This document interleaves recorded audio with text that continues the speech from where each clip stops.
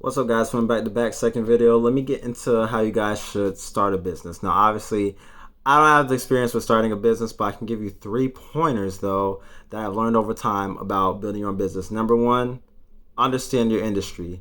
Number two, understand how much you're investing. And number three, know your demographics. So, with number one, your industry, you cannot get into an industry and expect to be blowing everything off the charts your first year, your first month. It is possible you could have a giant hit overnight, but at the same time, be realistic. Things start off slow. So, there's a lot of industries to get into. Maybe you want to do it in the car wash industry. You want to start your own car wash business. Or maybe you want to be in the hair industry, have your own salon, have your own stylist. There's a lot of industries you can be into, but you have to know how to get into them and you have to know how to network.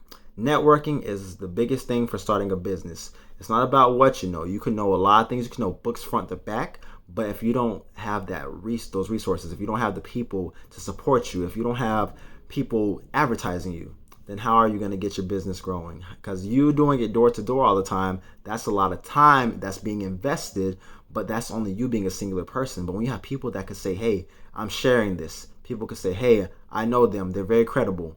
When you do that, you're able to have a successful entry into the industry. So understand what you're doing, understand how much time it's going to take for you to enter the industry, understand what do you need to do in that industry to differentiate yourself from other competitors. You can't just go in and say, oh, let me steal a product, rebrand it, put my name on it. Yeah, that's not that easy. Some people have legal entities that can go against that. People have trademarks, copyrights, etc. So just make sure that you understand what you are doing when you get into an industry. Know who are your competitors, know their products, don't copy, but innovate, create, be yourself. You can take influence, inspiration, but don't take it and make it your own. From taking somebody's product and then make it your own when it's already pre-made.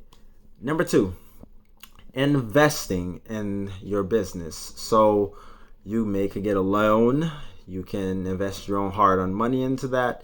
So here's the thing, when you invest with the loan, you take the money from the bank, you say, okay, I'm about to invest, start up my business. Just know you are now borrowing from a bank. So if your business fails, not only have you wasted money, but now the bank's going to come after you.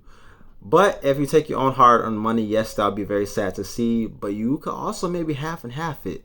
Half your own money, half of a loan. Or maybe more of your own money, 80% money, 20% of a loan. Just to say, okay, I'm going to have the loan cover this. If I make some more money back, we pay the loan and then pocket the rest.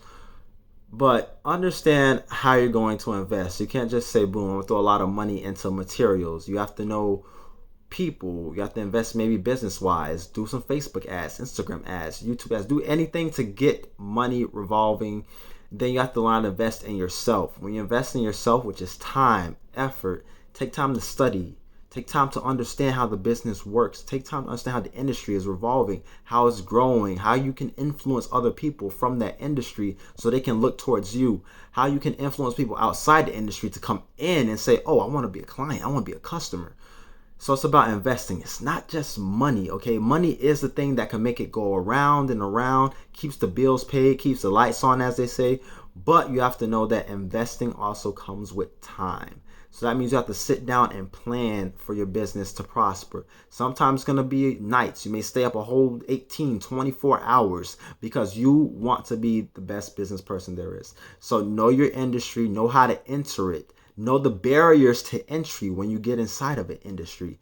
Understand that there are just going to be some competitors that feel like a monopoly, or some competitors that feel like, oh, they're just taking all the clients. But if you can innovate and have a product that is better, or innovate and have a product that caters, which we're going to get into the third point, is my demographics for people.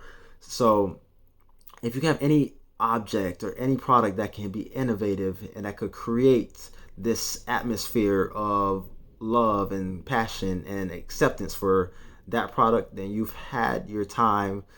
You had your time to make it, and then you're able to go ahead and excel from it. You're able to grow and just take off like a rocket. So the main thing is understand how you're investing into your business, not just money, but time, effort, resources. How are other people investing into your business, whether it's them doing social media jumps, people saying word of mouth. It all depends how the investment goes. Now you can also invest into other people to have them talk about your business, and then maybe they take a cut, and then that's obviously how you get your business going. But it all depends on what do you want to do. But I honestly believe, besides knowing the industry and besides investing, what is the main thing? Demographics. Know your audience, the people you cater to. Who's your target market? Is it a niche? What are you doing? So you have to understand. Let's just say you're trying to market some headphones. Everybody wears headphones. Everybody wears AirPods, things like that. So you have to know how the times are changing. For example, there used to be big bulky headphones like the ones that I have, my JBLs. But nowadays people wear AirPods. People wear, little earbuds in their ears because it's more convenient. Nobody wants a giant band around their head.